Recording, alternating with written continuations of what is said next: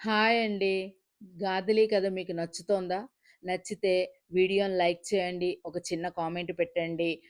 నా ఛానల్‌ని సబ్స్క్రైబ్ చేయండి. ఇక లేట్ చేయకుండా 'గాథలి' 9వ భాగంలోకి వెళ్ళిపోదాం.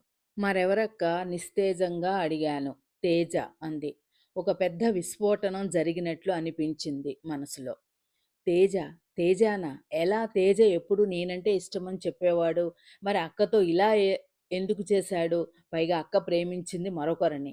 నాకంతా అయోమయంగా అనిపించింది. అసలేం జరిగిందో అక్కే చెప్పాలి మరి. అక్క చెప్పక్క అసలేం జరిగిందో లాలనగా అడిగాను. చెబుతాను గాదిలి. నీకు చెబుదామనే అనుకున్నా. కానీ చెప్పలేకపోయాను. తేజ నా క్లాస్‌మేట్‌గా, బాగా చదివేవాడిగా, చిన్నప్పటి నుండి మనతో ఆడుకున్నవాడిగా మాత్రమే నాకిష్టం. అంతకు మించి ప్రేమించేంత ఇష్టము ఎప్పుడూ లేదు. మరి తేజ నీ ప్రెగ్నెన్సీకి ఎలా కారణం? అది నా దురదృష్టం గాదులే. 3 నెలల క్రితం అనుకోకుండా ఒకరోజు బుక్స్ కావాలని తేజ ఇంటికి వెళ్ళాను. అప్పుడు చెప్పసాగింది మైథిలి. ఇంటర్నెట్‌లో చూడకూడనివి చూస్తున్నాడు 23 ఏళ్ల తేజ. అతని అమ్మా, నాన్న పెళ్ళికెళ్లారు. ఇంట్లో ఎవరూ లేనందున తేజ సిగరెట్ తాగుతూ రహస్యంగా తెచ్చుకున్న మందు తాగుతూ ఉన్నాడు. అతడు తాగిన మందు మత్తు అతన్ని ఇంకా ఉద్వేగపరుస్తోంది. ఇంతలో కాలింగ్ బెల్ మోగింది. నెట్ నెట్ ఆపేసి తేజ తలుపు తీశాడు. ఎదురుగుండా నవ్వుతూ మైథిలి. హాయ్ తేజ, మొన్న నీ దగ్గర తీసుకెళ్ళిన బుక్స్ చదివేశాను. ఇవిగో తెచ్చాను. ఇంకా ఏమన్నా కొత్త నవలలు ఉన్నాయా అంటూ మామూలుగా లోపలికి వచ్చింది ఆమె. లోపలికి వచ్చాక తలుపు గడియ వేశాడు తేజ. ఆంటీ అంకుల్ లేరా? చుట్టూ కలయి చూస్తూ అడిగింది మైథిలి. లేదు మైథిలి. కూల్ డ్రింక్ తాగుతావా? ఆ ఇవ్వు అంది మైథిలి. మైథిలి చూడకుండా థమ్సప్ బాటిల్ సగం పైగా వంపేసి అందులో మందు పోసి మైథిలికి ఇచ్చాడు తేజ. తనతో ఏదో మాట్లాడుతూ ఉంటే అతడు చెప్పేది వింటూ అప్పుడప్పుడు తాను మాట్లాడుతూ మైథిలి థమ్సప్ మొత్తం తాగేసింది. అదే ఆమె జీవితాన్ని నాశనం చేసింది. కాసేపటికి మైథిలికి తల తిరుగుతున్నట్లు మత్తుగా అనిపించింది. బుక్స్ మళ్ళీ వచ్చినప్పుడు తీసుకుంటాలే, ఇక ఇంటికి వెళతానంటూ లేచి నడుస్తూ మగతలో ఉన్న దానిలా తూలి పడబోయింది. తేజ ఆమెను పడకుండా 2 చేతులతో పట్టుకున్నాడు. తేజ, తేజ ఇంటికెళ్ళాలి అంటోంది మైథిలి. మందు మత్తులో 2 చేతులు అతని మెడ చుట్టూ వేసి పట్టుకొని. తేజ 2 చేతులతో మైథిలిని అలాగే ఎత్తుకొని బెడ్‌రూమ్‌లోకి తీసుకెళ్ళి బెడ్ మీద పడుకోబెట్టి తేజ, తేజ అంటున్న మైథిలి పెదవుల్ని తన చేత్తో మూసేశాడు. మైథిలిని గట్టిగా కౌగిలించుకున్నాడు. మైథిలి అతన్ని తోసేయబోయింది. కానీ మందు మత్తు వలన మగతలో అతన్ని ప్రతిఘటించలేకపోయింది. మైథిలి పూర్తి స్పృహలో లేకపోవడంతో తేజ ఆమె సర్వస్వాన్ని దోచుకున్నాడు. ఆడదాని శీలాన్ని మగవాడు మాయమాటలతోనో, బలవంతంగానో దోచుకోవటం ఆడదాని దౌర్భాగ్యమే. ఎన్ని చట్టాలు చేసినా, శిక్షలు విధించినా మగవాడి దౌర్జన్యానికి ఆడది బలికాక తప్పడం లేదు. ఒళ్ళు తెలియకుండా మందుమత్తులో పడి ఉన్న మైథిలికి కాసేపటికి మెలకువ వచ్చింది. ఆమెకు తలంతా దిమ్ముగా ఉంది. మొదట తాను ఎక్కడుందో ఆమెకు అర్థం కాలేదు. గబుక్కున లేవబోయింది. వంటి మీద బట్టలు సరిగ్గా లేవు. అర్ధనగ్నంగా ఉంది. ఆమెకు జరిగిందేంటో అర్థమైంది. ఎంత పని చేశాడు తేజ! తన జీవితాన్ని నాశనం చేశాడు.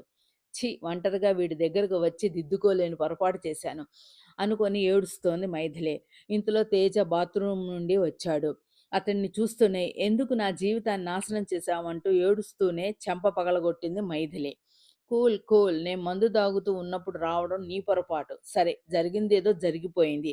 ఈ విషయాన్ని ఇక్కడే వదిలేయ్.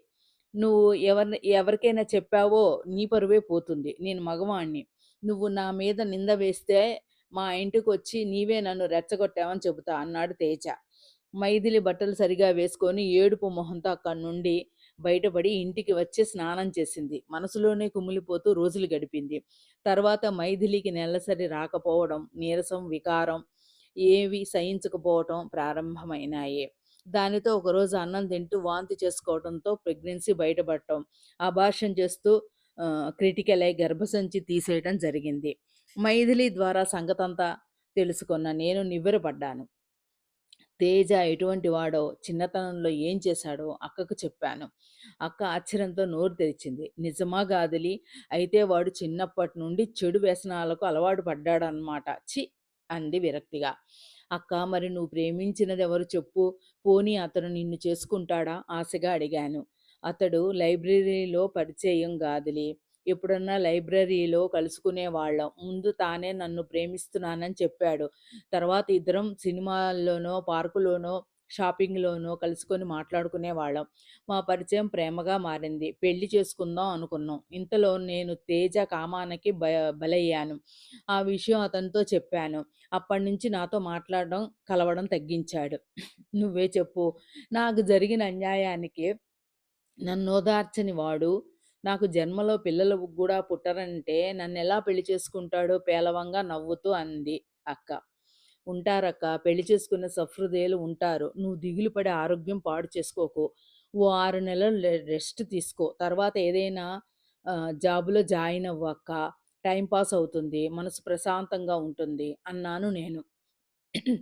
ఓ 5, 6 నెలలు గడిచిపోయిన తర్వాత ఒకరోజు అమ్మా, నాన్న పొద్దుటి నుండి హడావుడి పడుతున్నారు. ఆ రోజు అక్కకు పెళ్లి చూపులు అరేంజ్ చేశారు. అక్క ససేమిరా ఆ పెళ్లి చూపులు వద్దంటే వద్దంది. తనకసలు ఈ జన్మలో పెళ్లి చేసుకునే ఉద్దేశమే లేదని చెప్పింది. అయితే జీవితాంతం తోడు లేకుండా ఉండిపోతావా? అబ్బాయి చాలా మంచివాడు. మన చుట్టాలకి తెలిసినవాడు. అతనికి ముందు వెనక ఎవరూ లేరు. అందుకే ఎవరు పిల్లనివ్వటం లేదట. అతనికి ఓ తోడు కావాలి కదా! నిన్నిచ్చి చేద్దాం అనుకుంటున్నాము. మరి అతనికి నాకు పిల్లలు పుట్టరన్న విషయం చెప్పావా నాన్న అని అడిగింది అక్క. లేదు చెప్పదలుచుకోలేదు. నా కూతురు భవిష్యత్తు నాకు ముఖ్యం. తేజ చేసిన దాన్ని చెప్పకపోయినా నాకు పిల్లలు పుట్టరన్న విషయం చెప్పకపోవడం అన్యాయం కాదా నాన్న?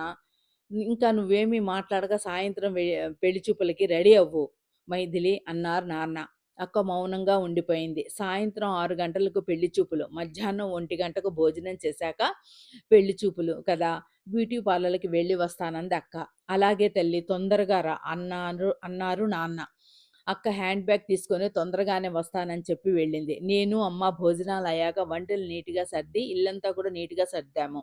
నాన్న తెచ్చిన స్వీటు, హాటు ప్లేట్లు రెడీగా పెట్టాము. 2 అయింది అక్క రాలేదు. 3 అయింది అక్క రాలేదు. నేను అక్కకి ఫోన్ చేశా. స్విచ్ ఆఫ్ వస్తోంది. గబగబా అక్క వెళ్ళే బ్యూటీ పార్లర్‌కి వెళ్ళి అడిగాను. అక్క అక్కడికి రాలేదట. అమ్మ, నాన్న, నేను ముగ్గురం అక్క ఎక్కడికి వెళ్ళిందని టెన్షన్ పడుతున్నాము. బ్యూటీ పార్లర్‌కి వెళ్ళిన మైథిలి ఇంటికి తిరిగి వస్తుందా? ఆ పెళ్లి చేసుకుంటుందా? తెలుసుకోవాలనుకుంటే 'గాథిలి' 10వ భాగం వరకు వెయిట్ చేయండి.